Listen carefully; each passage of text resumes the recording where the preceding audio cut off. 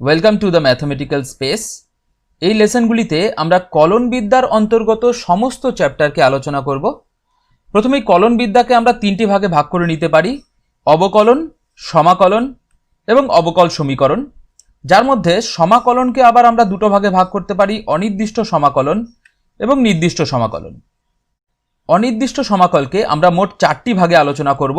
প্রথমে আমরা আলোচনা করব মূল ধারণা, তারপর আমরা পরিবর্ত বা প্রতিস্থাপন পদ্ধতি সম্পর্কে জানব, তারপর আংশিক সমাকল সম্বন্ধে জানব এবং সবশেষে কয়েকটি বিশেষ আকারের অপেক্ষকের সমাকল নির্ণয় করব। অর্থাৎ অনির্দিষ্ট সমাকল সম্বন্ধে আমরা চারটি ভিডিওতে আলোচনা করব এবং নির্দিষ্ট সমাকল সম্বন্ধে আমরা একটি ভিডিওতে আলোচনা করব এবং তারপর আমরা অবকল সমীকরণ সম্বন্ধে আলোচনা করব। এই ভিডিওটিতে আমাদের আলোচনার বিষয় হলো মূল ধারণা, অর্থাৎ অনির্দিষ্ট সমাকলের বেসিক কনসেপ্ট। তাহলে শুরু করা যাক। অবকলন বা ডিফারেন্সিয়েশন। আমরা সকলেই অবকলন বা ডিফারেন্সিয়েশন কি করে করতে হয় সেটা জানি। যেমন আমরা জানি যে কোনো অপেক্ষক যদি fx আমাদেরকে দিয়ে দেওয়া হয় তাহলে f ড্যাশড x কি করে নির্ণয় করতে হয়। অর্থাৎ কোনো অপেক্ষক যদি আমাদের দিয়ে দেয় তাহলে আমরা সেই অপেক্ষকের অন্তর্কলজ নির্ণয় করতে পারবো। যেমন উদাহরণস্বরূপ বলা যায়, আমি যদি তোমাদের সাইন এক্স দিয়ে দিই তাহলে তোমরা বলতে পারবে যে সাইন এক্স এর অন্তর্কলজ হলো কজ এক্স। অর্থাৎ আমরা লিখতে পারবো ddx of sine x equals to cos x. অর্থাৎ কোনো অপেক্ষক যদি আমাদের দিয়ে দেওয়া হয় তাহলে আমরা খুব সহজেই তার অন্তর্কলজ নির্ণয় করতে পারি। কিন্তু কথা হলো, যদি কোনো অপেক্ষকের অন্তর্কলজ প্রদত্ত হয়, অর্থাৎ অন্তর্কলজটি আমাদের দিয়ে দেয়, তাহলে কি পদ্ধতিতে আমরা সেই অপেক্ষকটি নির্ণয় করতে পারবো যার অন্তর্কলজ দেওয়া রয়েছে। যেমন ধরো, আমি যদি বলে দিই একটা অপেক্ষকের অন্তর্কলজ cos x, তাহলে আমরা কিভাবে নির্ণয় করব যে এটা কোন অপেক্ষকের অন্তর্কলজ। অর্থাৎ এক্ষেত্রে আমাদের অবকলন বা ডিফারেন্সিয়েশনের একটি উল্টো পদ্ধতির প্রয়োজন পড়ছে। তার কারণ আমাদের অন্তর্কলজের থেকে অরিজিনাল ফাংশনটা বের করতে হবে। আর সেই উল্টো পদ্ধতিটিকেই আমরা বলবো সমাকলন বা ইন্টিগ্রেশন। অর্থাৎ সমাকলন বা ইন্টিগ্রেশনের সাহায্যে আমরা একটি অপেক্ষকের অন্তর্কলজের থেকে সেই অপেক্ষকটি নির্ণয় করতে পারি। এখানে যেহেতু ddx of sine x equals to cos x, অর্থাৎ সাইন এক্স এর ডেরিভেটিভ হয় কজ এক্স, অর্থাৎ অবশ্যই কজ এক্স সাইন এক্স এর ডেরিভেটিভ, তাই উত্তর হবে সাইন এক্স। অর্থাৎ এক্ষেত্রে কজ এক্স এর সমাকলন হবে সাইন এক্স, আর তাকে আমরা লিখব integration cos x dx equals to sine x plus c. আমরা যে এটা লিখলাম, এখানে প্রত্যেকটি পদই একটা আলাদা অর্থ বহন করছে, তাই আমরা প্রথমে বুঝে নেব যে integration cos x dx equals to sine x plus c এর অর্থটা কি। তাই আমরা নিয়ে নিচ্ছি integration cos x dx equals to sine x plus c. এখানে আমরা cos x এর ইন্টিগ্রেশন করছি x এর সাপেক্ষে, তাই এখানে dx লেখা রয়েছে। আর এখানে যে এই চিহ্নটি তোমরা দেখতে পাচ্ছ, একে আমরা বলবো ইন্টিগ্রেটিং অপারেটর বা সমাকলনের চিহ্ন। আর যেই অপেক্ষকটির ইন্টিগ্রেশন আমরা করেছি অর্থাৎ cos x, তাকে আমরা বলবো ইন্টিগ্র্যান্ট বা সমাকল্য। আর যার সাপেক্ষে আমরা ডেরিভেটিভ করছি অর্থাৎ dx এর এই যে ভ্যারিয়েবল x, তাকে আমরা বলবো ভ্যারিয়েবল অফ ইন্টিগ্রেশন বা সমাকলনের চল। আর ইন্টিগ্রেশনটি করার পর তার যে মান আসলো, অর্থাৎ আমরা যে সাইন এক্স পেলাম, সেটাকে আমরা বলবো ইন্টিগ্রাল বা অ্যান্টি ডেরিভেটিভ বা প্রিমিটিভ, আর বাংলায় বলবো সমাকল। অর্থাৎ এখানে এক্স এর সাপেক্ষে কজ এক্স এর সমাকল হলো সাইন এক্স। আর এখানে যে প্লাস সি লেখা আছে সেটা হলো কনস্ট্যান্ট অফ ইন্টিগ্রেশন বা সমাকল ধ্রুবক। আর সবশেষে এই পদ্ধতিটি, অর্থাৎ যেই পদ্ধতির সাহায্যে আমরা cos x এর ইন্টিগ্রাল বা সমাকল নির্ণয় করতে পারলাম, সেই পদ্ধতিটিকে আমরা বলবো ইন্টিগ্রেশন বা সমাকলন। তবে একটা জিনিস লক্ষ্য করো, এখানে cos x এর ইন্টিগ্রেশন sin x হবে, কিন্তু এই প্লাস সিটি কেন দেওয়া হলো? আমরা এটা তো বুঝলাম যে প্লাস সি, এই সি এর নাম হলো কনস্ট্যান্ট অফ ইন্টিগ্রেশন বা সমাকল ধ্রুবক, কিন্তু এটাকে কেন আমরা যোগ করলাম সাইন এক্স এর সঙ্গে সেটা বুঝে নেওয়ার জন্য আমরা একটি অপেক্ষক নিয়ে নিচ্ছি এক্স স্কোয়ার প্লাস 5। আমরা জানি এক্স স্কোয়ার প্লাস 5 এর অবকলন হয় 2x। অর্থাৎ ddx of x square plus 5 হয় 2x। আবার যেহেতু অবকলনের উল্টো পদ্ধতিটি হলো সমাকলন, তাই আমরা বলতে পারি 2x এর ইন্টিগ্রেশন হলো এক্স স্কোয়ার প্লাস 5। অর্থাৎ আমাদের লেখা উচিত ইন্টিগ্রেশন 2x কার সাপেক্ষে, x এর সাপেক্ষে, তাই dx equals to x square plus 5, কারণ এক্স স্কোয়ার প্লাস 5 এর ডেরিভেটিভ ছিল 2x। আবার একই রকম ভাবে শুধু এক্স স্কোয়ার প্লাস 5 কেন, আমরা যদি এক্স স্কোয়ার প্লাস 11 নেই সেক্ষেত্রেও তার ডেরিভেটিভ হবে 2x, কারণ 11 এর ডেরিভেটিভও 0 আর এখানে 5 এর ডেরিভেটিভও 0 ছিল। তাই সেক্ষেত্রে আমরা লিখতে পারি ইন্টিগ্রেশন অফ 2x dx হচ্ছে এক্স স্কোয়ার প্লাস 11। আবার একই রকম ভাবে এক্স স্কোয়ার মাইনাস 7 নিতে পারি আমরা, সেক্ষেত্রেও এক্স স্কোয়ার মাইনাস 7 এর ডেরিভেটিভ হয় 2x, তাই আমরা লিখতে পারি 2x এর ইন্টিগ্রেশন হবে এক্স স্কোয়ার মাইনাস 7। এখানে 2x এর ইন্টিগ্রেশনে এক্স স্কোয়ার সবগুলোতেই রয়েছে, কিন্তু লক্ষ্য করো এখানে কোনো নির্দিষ্ট ধ্রুবক আমরা পাচ্ছি না, অর্থাৎ ধ্রুবকের মানটি অনির্দিষ্ট। আর ঠিক সেই কারণেই আমরা এই সমাকলটিকে বলে থাকি অনির্দিষ্ট সমাকল বা ইনডেফিনিট ইন্টিগ্রাল। এবার যেহেতু ধ্রুবকের মানটা নির্দিষ্ট নয়, অর্থাৎ এই জায়গায় যে কোনো ধ্রুবক হতে পারে, তাই ইন জেনারেল আমরা বলতে পারি ddx of x square plus c, যেখানে c যে কোনো একটি ধ্রুবক, ইকুয়ালস টু 2x। আর তাই বলতে পারি integration 2x dx equals to x square plus c। যেহেতু এক্স স্কোয়ার প্লাস c এর ডেরিভেটিভ ছিল 2x, তাই 2x এর ইন্টিগ্রেশনে চলে আসলো এক্স স্কোয়ার প্লাস c, যেখানে অবশ্যই আমাদের লিখতে হবে যে c হলো একটি সমাকল ধ্রুবক।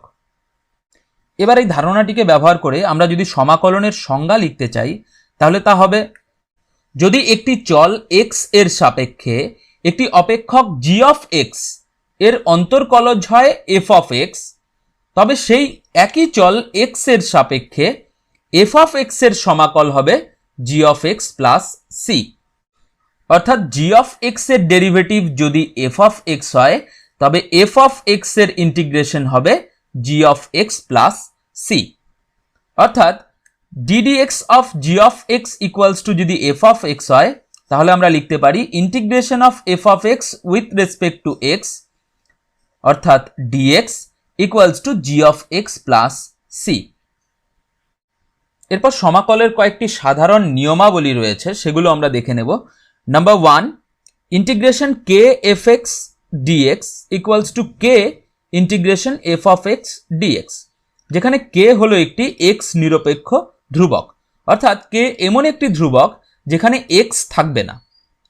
একটি উদাহরণের মাধ্যমে এটি বুঝে নিচ্ছি। যেমন ধরো ইন্টিগ্রেশন আমাদের কাছে রয়েছে 5 cot x dx, তাহলে একে আমরা লিখতে পারি যেহেতু 5 এমন একটি ধ্রুবক যেখানে x নেই, তাই আমরা লিখতে পারি 5, যেটা ইন্টিগ্রেশনের বাইরে চলে যাবে, ইন্টিগ্রেশন তারপরে অপেক্ষকটি রয়ে যাবে অর্থাৎ cot x dx।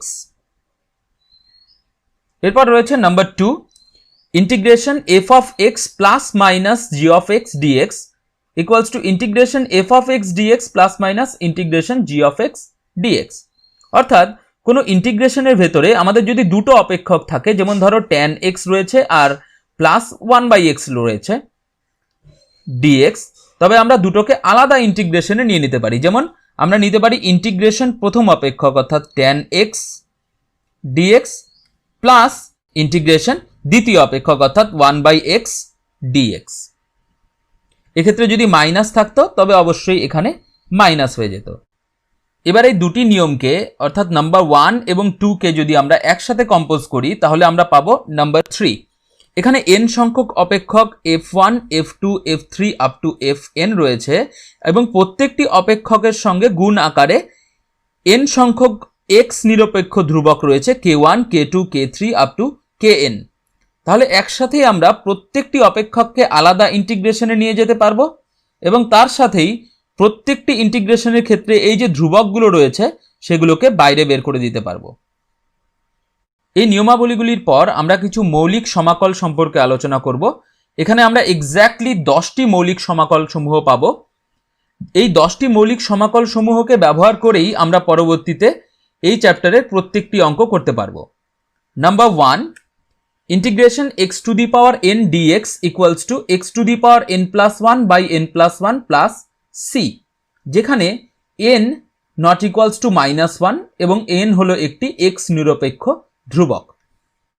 এই সমাকলটিতে বলা রয়েছে যে x to the power n এর যদি আমরা ইন্টিগ্রেশন করি এক্স এর সাপেক্ষে, তবে আমরা x to the power n plus one by n plus one plus c পাবো।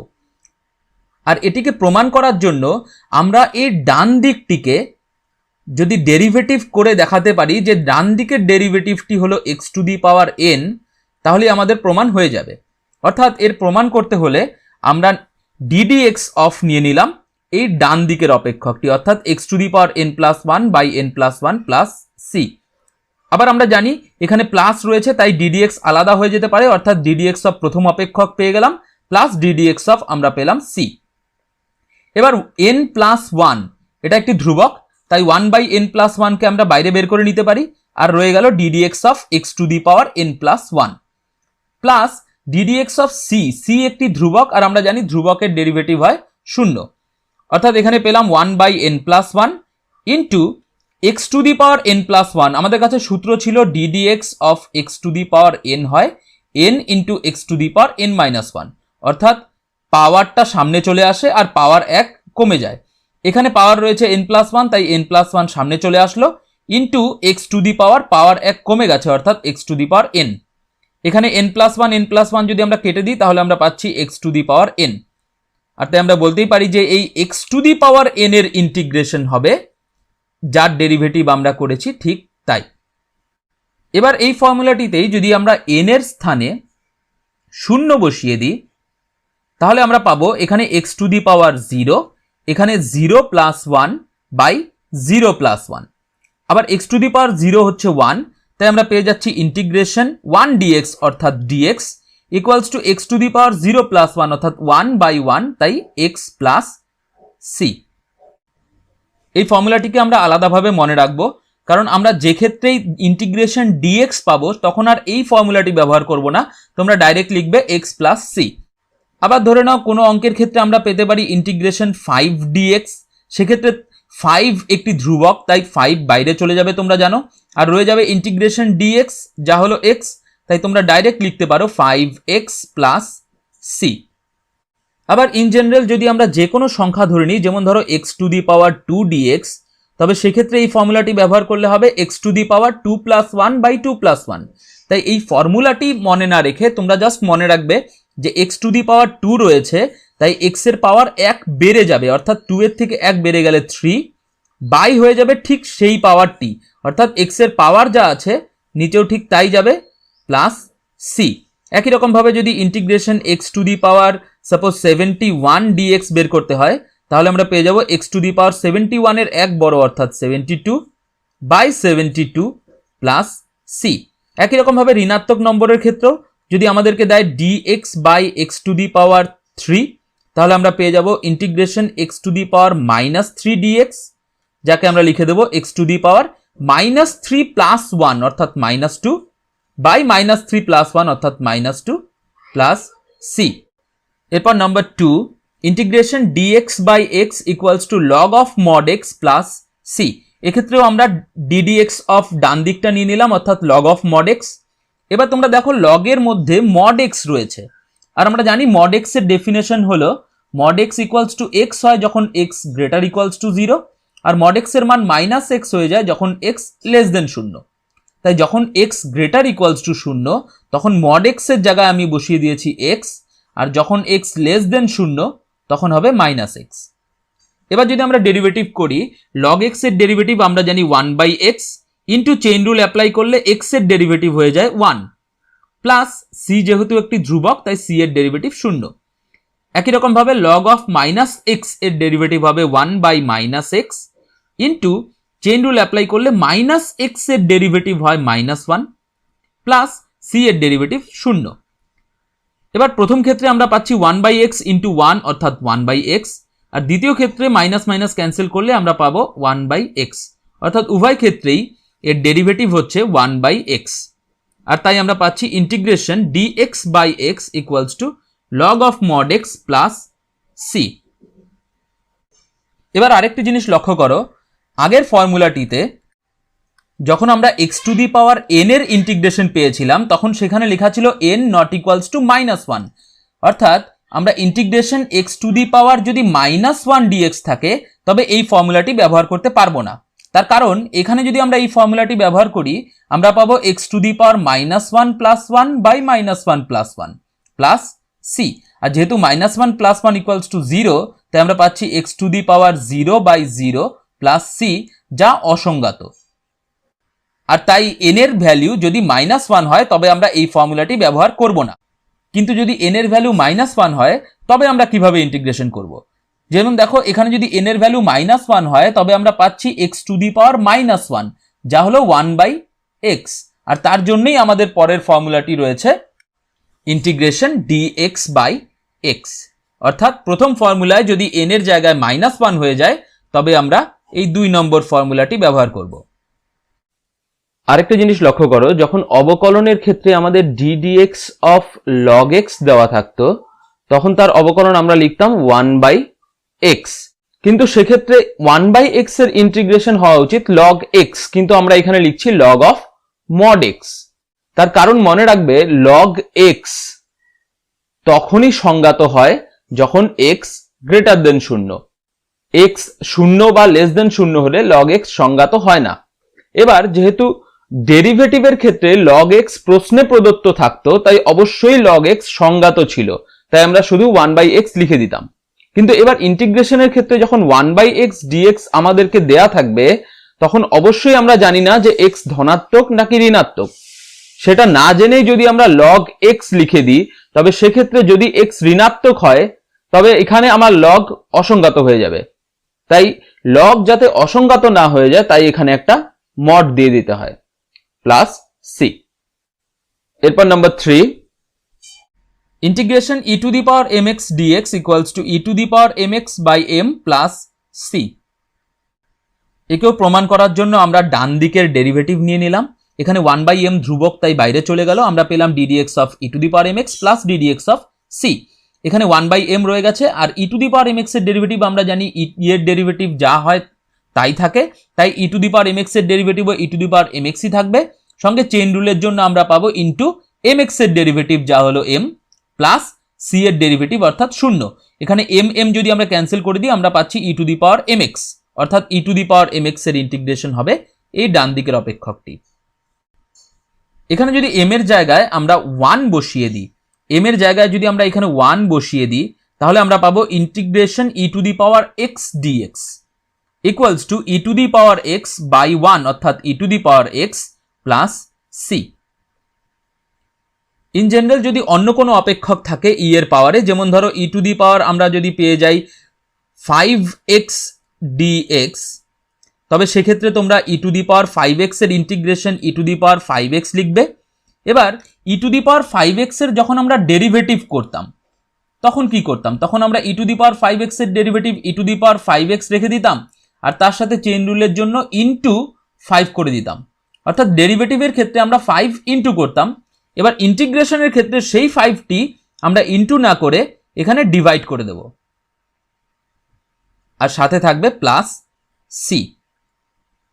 একই রকম ভাবে যদি e এর পাওয়ারে 5x এই ধরনের অপেক্ষক না থেকে আমরা একটা লিনিয়ার অপেক্ষক পাই, অর্থাৎ 2x প্লাস 7 এই ধরনের কোনো অপেক্ষক পাই, সেক্ষেত্রেও আমরা কি করব, e to the power 2x plus 7 এর integration e to the power 2x plus 7ই হবে।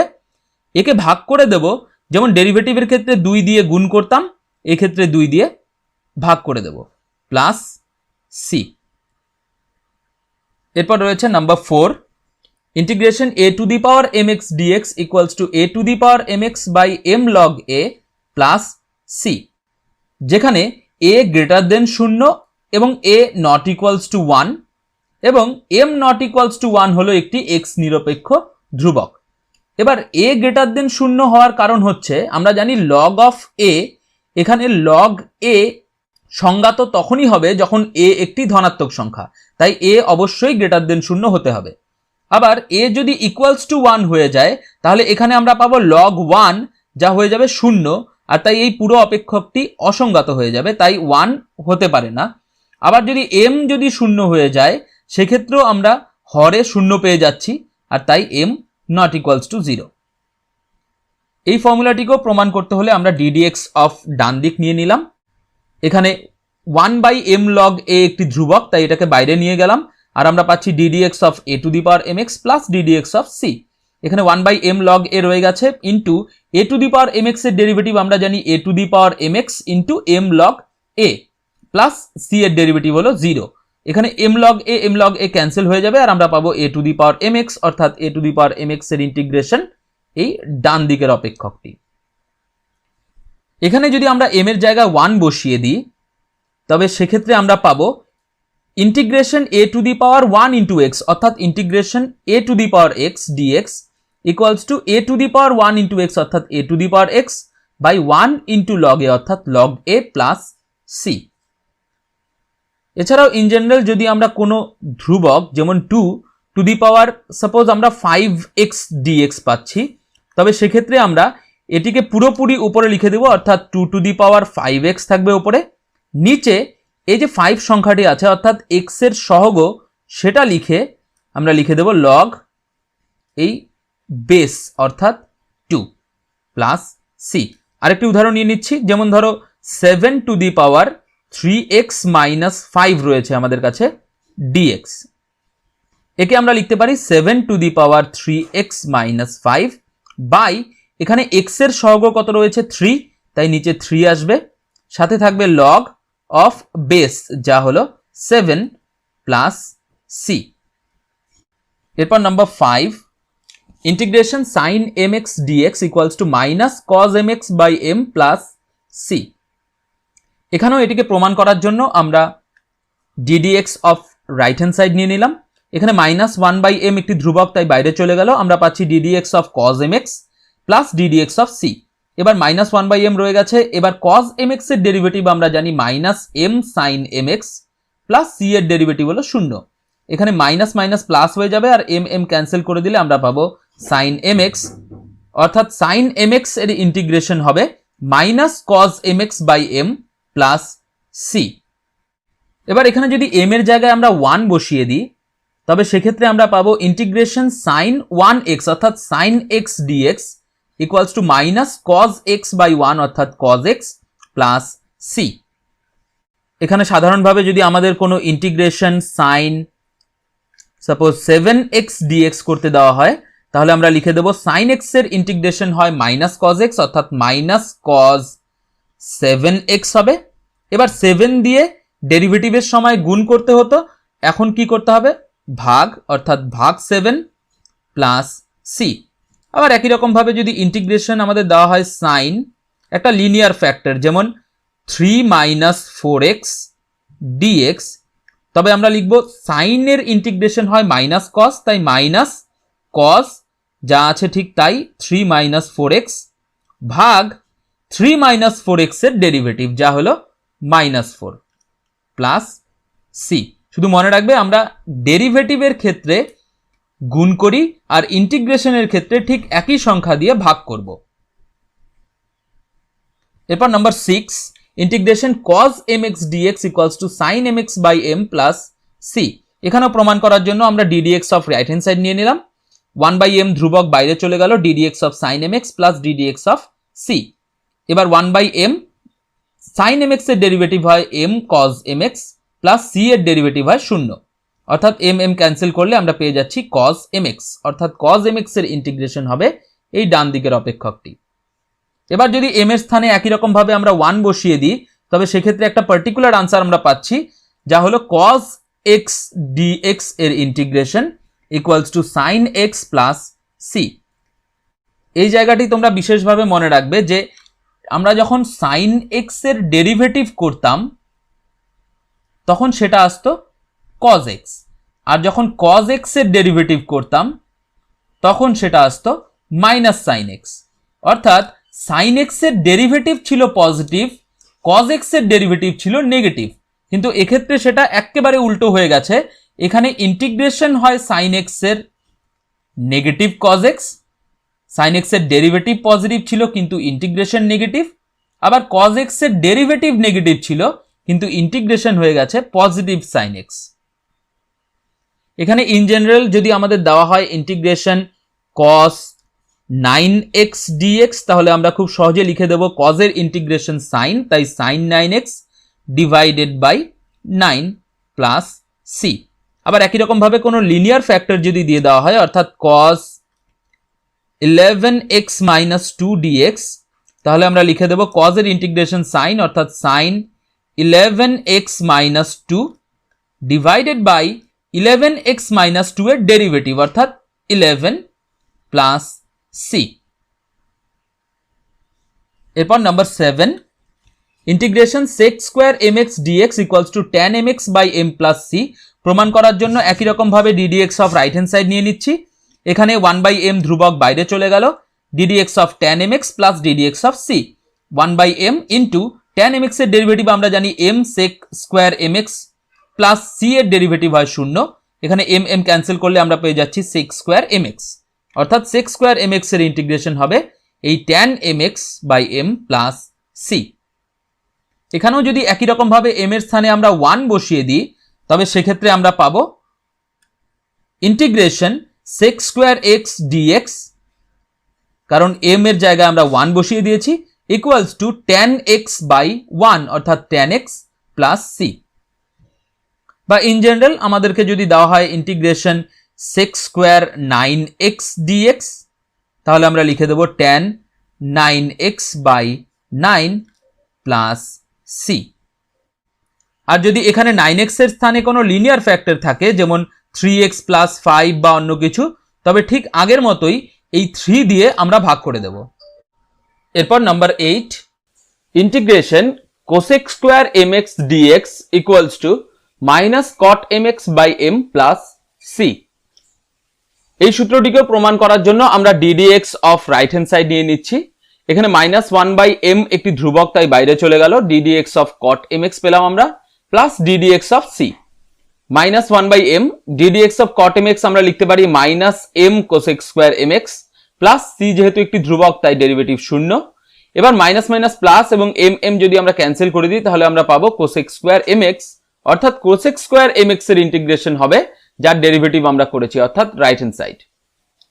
এই সূত্রটিতেই যদি আমরা m এর স্থানে 1 বসিয়ে দিই, তাহলে আমরা পাবো integration cosec square x dx equals to minus cot x by 1 অর্থাৎ minus cot x plus c।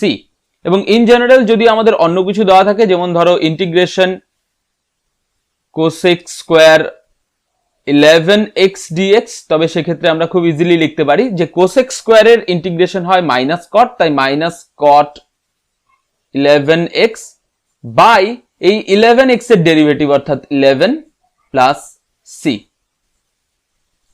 Number 9, integration sec mx tan mx dx equals to sec mx by m plus c। এক্ষেত্রেও আমরা ddx of right hand side নিয়ে নিচ্ছি, তারপরে 1/m বাইরে চলে গেল, ddx of sec mx পেলাম আমরা, plus ddx of c, 1/m sec mx এর ডেরিভেটিভ হয় sec mx into tan mx into m plus c এর ডেরিভেটিভ 0, এখানে m ক্যান্সেল করলে আমরা পেয়ে যাচ্ছি sec mx into tan mx, অর্থাৎ sec mx into tan mx এর ইন্টিগ্রেশন হয় sec mx by m plus c। এক্ষেত্রেও যদি আমরা m এর স্থানে 1 বসিয়ে দিই, তবে আমরা পাবো sec x into tan x এর integration equals to sec x by 1 অর্থাৎ sec x প্লাস c। এক্ষেত্রেও m এর স্থানে যে কোনো ধ্রুবক থাকতে পারে, অর্থাৎ m এর স্থানে 5x বা 6x থাকতে পারে, এবং এই x এর স্থানে যে কোনো লিনিয়ার ফ্যাক্টরও থাকতে পারে, যেমন আমরা পেতে পারি sec 7x minus 2 into tan 7x minus 2 dx। সেক্ষেত্রে 7x minus 2 কে তোমরা একটা ভেরিয়েবল ধরে ইন্টিগ্রেশনটি করতে পারো, বা তোমরা ডাইরেক্ট লিখতে পারো sec x tan x এর ইন্টিগ্রেশন হয় sec, তাই sec 7x minus 2 by m, এক্ষেত্রে m হলো 7x minus 2 এর ডেরিভেটিভ অর্থাৎ 7 plus c। Number 10, integration cosec mx cot mx dx equals to minus cosec mx by m plus c। একইভাবে আমরা এটার প্রমাণ করতে পারি ddx of right hand side নিয়ে, মাইনাস 1/m বাইরে চলে গেল, আমরা পেয়ে গেলাম ddx of cosec mx plus ddx of c। Minus 1 by m, cosec m x এর ডেরিভেটিভ হবে minus m cosec m x cot m x plus c এর ডেরিভেটিভ হচ্ছে 0। এবার এখানে মাইনাস মাইনাস প্লাস এবং এম এম যদি আমরা cancel করি আমরা পাবো cosec m x cot m x, অর্থাৎ integration cosec m x cot x dx হবে minus cosec m x by m plus c. একই রকম ভাবে এখানে যদি এম এর স্থানে আমরা 1 বসিয়ে দিই তাহলে আমরা পাবো integration cosec x cot x d x equals to minus cosec x by 1 অর্থাৎ minus cosec x plus c. এখানে x এর স্থানে 5x বা 7x জাতীয় রাশি থাকলে আমরা ঠিক আগের ইন্টিগ্রাল গুলোর মতোই করব এবং x এর স্থানে যে কোনো লিনিয়ার ফ্যাক্টরও থাকতে পারে, যেমন 2 মাইনাস 3x বা 7 প্লাস 5x এই জাতীয় রাশিও যদি থাকে আমরা ঠিক আগের ইন্টিগ্রাল গুলোর মতোই এটাকেও ডিল করব।